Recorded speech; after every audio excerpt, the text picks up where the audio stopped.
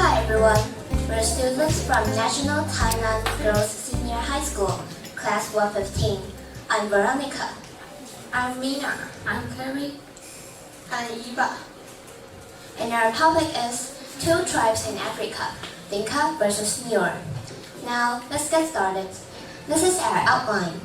We'll first introduce the facial scarification and its patterns. And then we'll talk about the conflicts between Dinka and Nuer and its background, causes, and recent developments. Let's take a look at this picture. What do you see? A traditional ritual or a ruthless treatment to the boy? James, a 13-year-old schoolboy, attending the traditional head marking ceremony in Gogoro West Country. Facial scarification is practiced among many ethnic groups in South Sudan. It gives identity to the tribe and beauty to its women.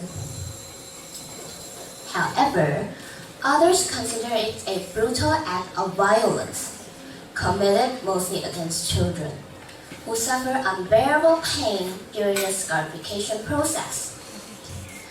In addition, it seems to be a death certificate nowadays in South Sudan, because when the war broke out, they were able to identify each other through the traditional head markings.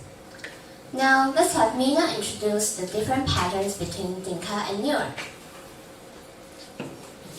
Let's talk about Dinka and Nuer. Several parallel lines or V-shaped marks are scarified on Dinka boys' forehead. Like this, we can see there are 4 V-shaped marks on a boy's forehead, and Nuer boy's forehead will be scarified on 6 parallels or dotted patterns. Look at the picture. 1, 2, 3, 4, 5, 6. There are 6 parallels on the boy's forehead, and there are a lot of dots on the man's face. Next is Carrie's turn. And now I'm going to talk about the trouble between the Dinka and Nuer. The Dinka is the largest ethnic group in South Sudan, followed by Nuer. It is important for local communities in this area to have access to water and pastures, especially during the dry season. Different sections of the Dinka and the Nuer have to migrate in search for wetter places, often infringing on land claimed by other groups, which gives both pretext and opportunity for cattle raiding and conflicts. The Dinka and the Nuer were long-time rivals who had battled all over those resources since or before the 19th century. Over the past few decades, this has been amplified by global warming and more frequent droughts in South Sudan. Also, traditional conflicts between the Dinka and the Nuer have been intensified by civil war.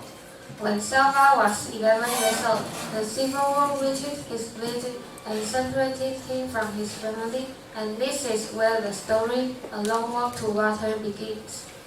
In this picture, the lady is the book A Long Walk to Water's writer, and the man is the main character in the A Long Walk to Water, Salva did. So finally, let's get Eva to summarize. Can you believe that?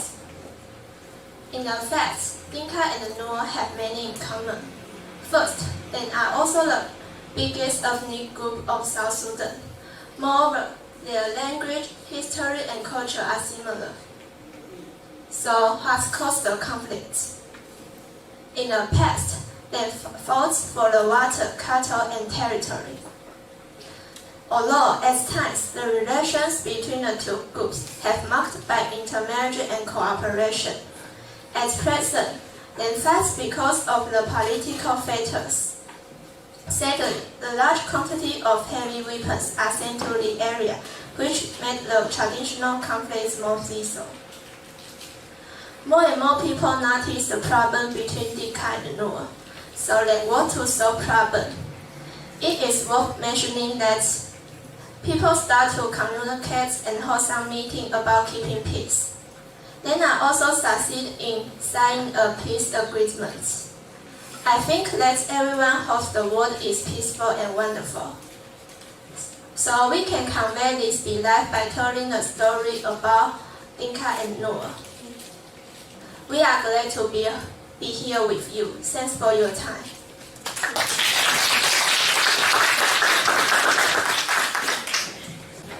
Thank you, girls. Hello. Okay. Thank you, girls, for sharing that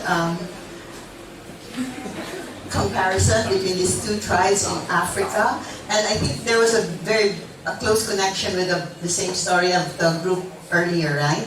So you have been reading about that. And the way you deliver was quite very calm, very serene. But although it's a very painful picture to see, you know, the scarification of the faces of these people, is it still done until today? Do you know that is it still done until today?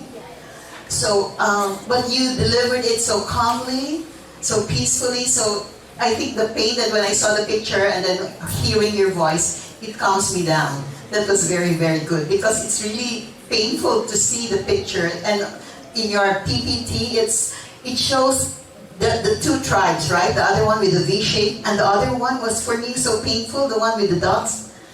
So, but as you delivered it well, and you gave us a very good story, it was very, very good. Okay, at least we learned something new today. We are learning a lot today from your group and from the other groups, and you delivered it very well. Congratulations.